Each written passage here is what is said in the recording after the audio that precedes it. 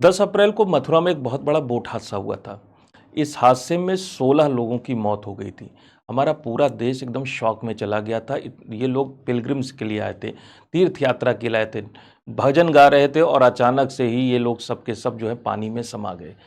इस हादसे के बाद 500 घंटे से भी कम का वक्त बीता था कि उसके बाद 500 घंटे के अंदर ही एक दूसरा बोट हादसा हो गया। अब की जगह थी जबलपुर मध्य प्रदेश। जबलपुर मध्य प्रदेश के पास एक डैम है जिसे बरगी डैम कहते हैं, नर्मदा रिवर पे बना हुआ है। और यहाँ पर ये सभी लोग क्रूज के लिए आए थे, पर्यटन के लिए आए थे और बताते कि अचानक से मौसम बदल गया और जिसकी कोई पूर्व चेतावनी, कोई जानकारी इन लोगों को, पर्यटकों को नहीं थी। और 30 सेकंड के अंदर ही जब ये हवाएं चली और इसके बाद जब लहरें सब इस बोट के अंदर आना शुरू की तो 30 सेकंड के अंदर ये पूरी की पूरी बोट पानी में समा गई। आप सोच के देखिए, अगर आप और हम उस बोट में होते, 30 सेकंड कितनी कम वक्त होता है। आपके पास बचने का कोई वक्त ही नहीं था। शुरुआत में जब लोग, जैसे कि मैंने आपको बताया कि बोट जो है ये क्रूज शिप था और ये एक तरह की छोटी बोट होती है और यहाँ पर पर्यटन के लिए, बाहर के व्यूज को देखने के लिए लोगों को डेस्क पे रखा जाता है, ऊंचाई पे बैठे रहते हैं। लेकिन जब मौसम बदला और पानी और लहरें अंदर आने लगी तो ये सारे के सारे जो पर्यटक थे अपनी जान बचाने के लिए नीचे केबिन्स में चले गए और इसी वक्त बोट पलट गई। यानी कि जब लोग अंदर पहुंचे उसी वक्त जब बोट पलटी है तो लोगों के पास बाहर निकलने का कोई मौका ही नहीं था। सब के सब इन केबिन्स में ट्रैप करके रह गए। अब तक कुल मिलाकर 9 लोगों की मौत हो चुकी है। और जैसा कि हर बोट हादसे में, हर तरह के हादसे में दिखाई पड़ता है कि मैक्सिमम कैजुअलिटी जो है महिलाओं और बच्चों की होती है। तो इन 9 लोगों में से 8 महिलाएं और एक बच्चे की डेड बॉडी अभी तक रिकवर कर रखी की जा चुकी है। और एक डेड बॉडी तो ऐसी मिली जिसमें एक माँ अपने बच्चे को अपने छाती से लगाए हुए, दोनों लोग वही उसी में काल कवलित हो गए। ये इतना दर्दनाक नज़ारा था कि इसको देख के पूरा देश मेरा रोया है। एक न्यूज़ एंकर तक, जो बहुत ज़्यादा प्रोफेशनल होते हैं, जिनको हर तरह की खबरें सुनानी पड़ती हैं, ऑन स्क्रीन न्यूज़ एंकर्स के भी आंसू निकल आए। मंत्री रोने लगे, वहाँ खड़े हुए एनडीआरएफ के जवान रोने लगे। ऐसी दर्दनाक तस्वीरें देख के लगता है कि भगवान, ऐसी समस्याएं हमारे देश में क्यों आती, किसको हम दोष दें? मौसम को दोष दें कि इंसानों को दोष दें? ह्यूमन एरर थी, कहाँ गलतियाँ हैं? और क्या हमें इस तरह के बोट हादसे रोकने के लिए क्या हमारे पास कोई तंत्र है, कोई कोई एक खाका है जिस खाके का इस्तेमाल करके आने वाले समय में हम इस तरह के हादसे रोक सकते हैं? तो चलिए देखते हैं। सबसे पहले देखते हैं कि बरगी डैम क्या है। बरगी डैम जो है जबलपुर से 40 किलोमीटर की दूरी पर है, नर्मदा नदी पे बना है। और ये डैम जहां पर बना हुआ है उसके आगे नर्मदा रिवर देखिए आपकी पतली हो जाती है। लेकिन पहले जो डैम है, बरगी रिजर्वायर के नाम की बहुत बड़ी जगह है। दिखने में ये आपको सैटेलाइट मैप की इमेजेस जो दिखाई पड़ रही, इसमें ये आपको छोटी मोटी झील दिखाई पड़ रही है, लेकिन ये झील बहुत बड़ी है, बहुत लंबी चौड़ी, बड़े भारी एरिया में फैली हुई है। अगर इस झील को पूरी तरह से हम देखें तो करीब करीब इसकी लंबाई 75 किलोमीटर है। आप सोच के देखिए, 75 किलोमीटर की लंबाई है और लगभग एवरेज जो चौड़ाई है इस झील की वो करीब करीब 4.5 किलोमीटर है। इतनी भारी भरकम झील, अगर वहां पर कोई मनुष्य, कोई व्यक्ति अगर वहां पर खड़ा हो तो उसे तो दूसरा किनारा भी ना दिखाई पड़े और छोर नहीं दिखाई पड़ता। छोटा मोटा आप कह सकते हैं समंदर है। और ऐसी जो खुली जगहें होती हैं जहां पर जब हवा चलती है तो हवा को रोकने वाली कोई बाढ़, कोई मेड़, कोई दीवार नहीं होती, कोई पहाड़ नहीं है। और इस वजह से जब हवाएं चलती तो उनका सीधा असर जो है इस पानी के अंदर की लहरों पे पड़ता है। ये इतना ज़्यादा खतरनाक हो जाता है कि जब छोटे शिप्स हैं, जो छोटी बोट्स हैं, जिनका चौड़ाई कम है, वो आसानी से ऐसे मौसम में पलट सकती हैं। और इस चीज़, ऐसे हादसे भारत में हमेशा से होते आए हैं। इसलिए गवर्नमेंट ऑफ इंडिया ने इसके लिए खाका तैयार किया था। और अगर उस खाके को देश में ठीक ढंग से इम्प्लीमेंट किया जाता, उन जानकारियों को ठीक ढंग से लगाया जाता, तो इस तरह के बोट हादसे नहीं होते हमारे देश में।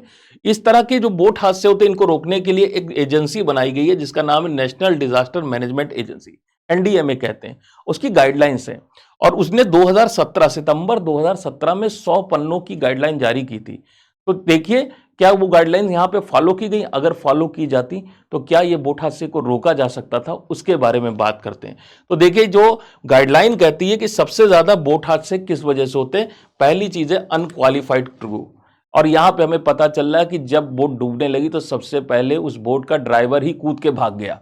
उसने सबसे पहले अपनी जान बचाई, किसी की हेल्प करने की कोशिश नहीं की। बचे हुए यात्री बता रहे हैं कि जो स्टाफ था उसने किसी भी तरह की लाइफ जैकेट वगैरह प्रोवाइड करने में उनकी हेल्प नहीं की। लोग खुद जाकर ढूंढ ढूंढ के लाइफ जैकेट ढूंढ रहे थे। यानी कि स्टाफ की जो ट्रेनिंग थी वो बहुत ही खराब ट्रेनिंग थी, उसके अंदर प्रोफेशनलिज्म नहीं था।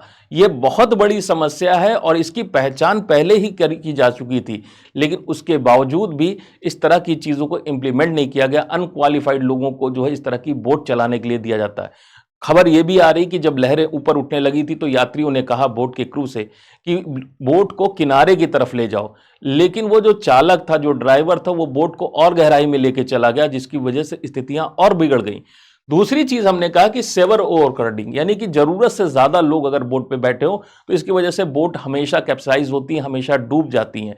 यहां पर भी ये बोट, ये क्रूज शिप खचाखच यात्रियों से भरा था, तिल रखने की भी जगह नहीं थी। इसकी जो रील्स, जो वीडियोस दिखाई पड़ रहे हैं, वहां दिखाई पड़ रहा है कि जितनी भी कुर्सियां उस पर लोग बैठे हुए हैं। और ये जो शिप था, ये जो क्रूज शिप था, वो 20 साल के आसपास की एज का था, यानी काफी पुराना शिप था। और ये भी बताया जा रहा है कि जब ये स्थितियां बिगड़ी तो इस शिप का इंजन काम करना बंद कर दिया था, यानी कि पुराने शिप में ज्यादा लोगों को, अनक्वालिफाइड, अनस्किल्ड लोगों के साथ बैठाल दिया गया, जो उनकी सुरक्षा नहीं कर सकते थे, जिन्हें खुद नहीं पता था कि हम कैसे बचाएंगे किसी इमरजेंसी में। जब बारिश आएगी, जब पानी आएगा, जब लहरें ऊंची उठने लगेंगी तो किनारे, कॉमन सेंस की बात है कि जब मौसम खराब हो रहा है तो किनारे की तरफ चलो। यहां तो लोग बीच की तरफ चले जा रहे हैं और गहराई में लेके चले जा रहे हैं। इतने मूर्ख लोगों को बोट चलाने के लिए दे दी गई और उसकी वजह से इतनी दर्दनाक, 8 महिलाएं, एक बच्चा, सोचिए कितनी बड़ी दर्दनाक विपदा है। अभी तक भी कई लोगों की डेड बॉडीज अभी तक रिकवर नहीं की जा सकती। कई सारे परिवार उजड़ गए इस मूर्खता की वजह से। और ये आगे ये कहता है रेगुलेटरी स्टैंडर्ड्स, ये गाइडलाइन कहती है कि रेगुलेशन करना चाहिए। रेगुलेशन किया होता, कोई रेगुलेशन होता, कोई अथॉरिटी होती तो इस तरह के हादसे ना होते। यानी कि जहां जहां गाइडलाइन ने क्या है कि ये सारी चीजें नहीं होनी चाहिए, वो सारी की सारी चीजें इस बोट हादसे में आपको दिखाई पड़ता है। गाइडलाइन ये भी कहती है कि बोट का डिजाइन जो है अगर फॉल्टी है तो उस वजह से भी बोट हादसे हो सकते हैं। ये नैरो बॉडी का शिप था, इसकी चौड़ाई कम थी, छोटा शिप था और इस तरह की लहरों से बचने के लिए इसको डिजाइन नहीं किया गया। इसे काम वाटर में, शांत जल में चलाने के लिए बनाया गया था। इसके अलावा सबसे ज्यादा बड़ी इंफेसिस दी जाती है पुअर वेदर कंडीशन, यानी मौसम अगर खराब हो गया तो आपको हवाई जहाज की तरह, कभी भी हवाई जहाज को खराब मौसम में नहीं उड़ाया जाता। इसी तरह से बोट्स को भी चूंकि लहरों से बहुत ज्यादा खतरा होता, तेज हवा से खतरा होता, और खासकर जब हवाएं बगल से चल रही हो, बगल से उस पर थपेड़े पड़ रहे तो बोट के पलटने का खतरा हमेशा बना रहता है। ये इतना बड़ा इंफेसिस दिया जाता है वेदर कंडीशन को कि इसके लिए जो एनडीएमए की गाइडलाइंस है उसने पूरा का पूरा चैप्टर नंबर 2 पूरा का पूरा डेडिकेट किया है कि weather forecasting and warning system इतने ज्यादा इंपॉर्टेंस रखते हैं कि इसको बोट की जो हादसे हैं उनको रोका जा सकता है केवल वेदर को मैनेज करके, अगर वेदर का पता किया। लेकिन हमारे देश में चीजें लिखी जाती हैं लेकिन वो कभी ठीक ढंग से होती नहीं। इस तरह के मैसेजेस आपके फोन पर भी आते होंगे कि अगले 3 घंटों में बारिश आने वाली, हवाएं जो है 40 से 60 किलोमीटर प्रति घंटा की रफ्तार से बहने वाली है। इस तरह के जो मैसेजेज हैं ये हमें मिलते हैं, लेकिन आमतौर पे ये मैसेज जब तूफान गुजर जाता उसके 2 से 3 घंटे बाद आते हैं। पता नहीं कौन लोग इन मैसेजेस को करते हैं। ये बहुत बड़ी समस्या है। अरे अगर कोई तूफान आने वाला है, आंधी आने वाली है, ओला गिरने वाला है तो पहले मैसेज मिलने की फायदा होता है ना। 3 घंटे बाद जब मैसेज होगा तब तो नुकसान हो चुका।